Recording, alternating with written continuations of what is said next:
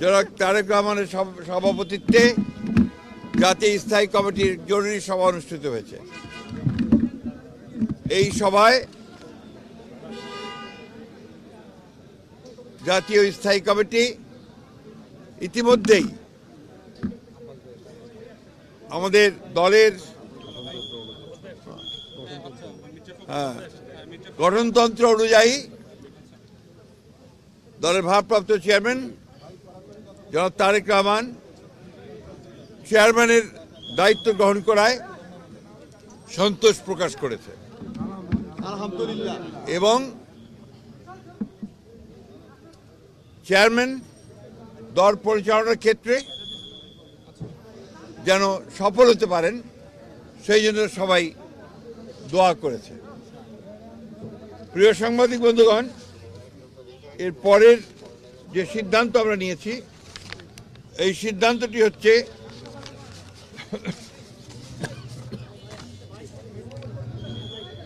নির্বাচন কমিশনের অনুরোধে বাংলাদেশ জাতীয়তাবাদী দলের চেয়ারম্যান জনাব তারেক রহমান আগামী 11 জানুয়ারি 2026 থেকে জাতীয় নেতা মৌলানা আব্দুল হামিদ খান ভাসানী ও 2024 ছাত্রগণ অভ্যুত্থানে শহীদ আবু সাইদ সহ অন্যান্য শহীদদের প্রতি শ্রদ্ধা জানানোর জন্য তাদের কবর জিয়ারত এবং কিছু পারিবারিক দায়িত্ব পালনের জন্য দেশের উত্তরাঞ্চলের কয়েকটি জেলা সফর করবেন বলে সিদ্ধান্ত নেওয়া হয়েছিল।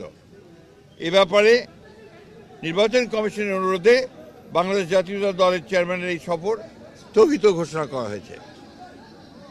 আমরা যে স্বেচ্ছাসেবক দলের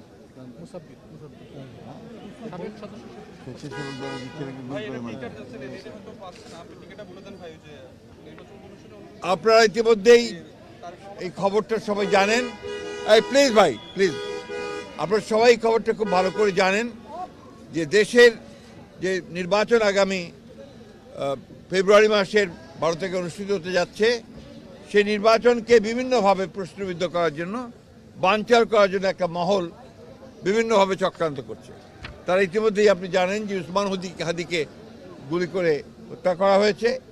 একইভাবে বিভিন্ন জায়গায় রাজনৈতিক দলের নেতৃবৃন্দকে, বিশেষ করে বিএনপির কয়েকজন নেতৃবৃন্দকে গুলি করা হয়েছে এবং তারা শহীদ হয়েছেন।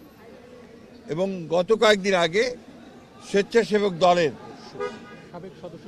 সাবেক সদস্য সচিব দক্ষিণে না উত্তরের সদস্য সচিব, সাবেক সদস্য সচিব মুসাব্বিরকে গুলি করে হত্যা করা হয়েছে।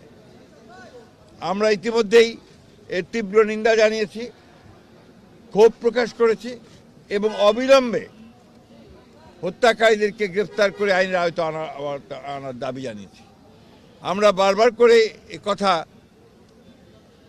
সরকারকে এবং নির্বাচন কমিশনকে জানিয়েছি, জানাতে চাই আবারও, যে এই ধরনের হত্যাকাণ্ড ঘটতে থাকলে এই দেশে নির্বাচনের পরিবেশ বিনষ্টতা হবে এবং নির্বাচনের পরিবেশ যেন বিনষ্ট না হয় তার জন্য সকল প্রকার উদ্যোগ গ্রহণ করার জন্য, সক্রিয় প্রক্রিয়া নেওয়ার জন্য আমরা আবারও সরকার এবং নির্বাচন কমিশনকে আহ্বান জানাচ্ছি।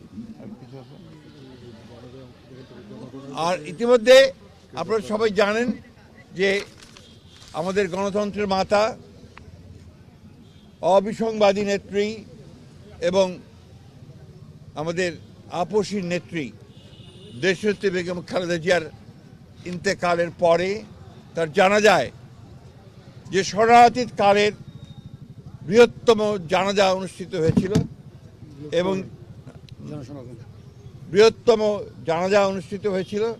সেই জানাজায় মানুষের যে সমাগম হয়েছিল, এটা এই বাংলাদেশে আর কখনো দেখা যায়নি। আমরা যারা স্বতঃস্ফূর্তভাবে সবাই এই জানাজায় অংশ নিয়েছিলেন, আমরা দলের পক্ষ থেকে সমস্ত জনগণকে আমরা আন্তরিকভাবে কৃতজ্ঞতা এবং ধন্যবাদ জানাচ্ছি। এবং আইন শৃঙ্খলা পরিস্থিতি রক্ষা করবার জন্য সেনাবাহিনীর সদস্যরা, সেনাবাহিনীর তিন বাহিনীর প্রধান এবং সরকার যে উদ্যোগ নিয়েছে, সে পুলিশ, র্যাব, বিজেপি যারা সহযোগিতা করেছেন, তাদের সকলকে আমরা আন্তরিকভাবে ধন্যবাদ এবং কৃতজ্ঞতা জানাচ্ছি। আর ভারপ্রাপ্ত চেয়ারম্যান নাই থাকে না, আপনি জানেন না, চেয়ারম্যান থাকলে আর ভারপ্রাপ্ত হয় না। ধন্যবাদ।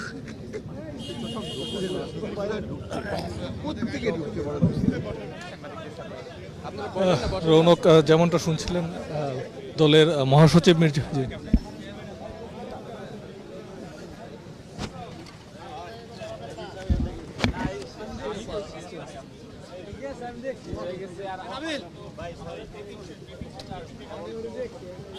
ভাই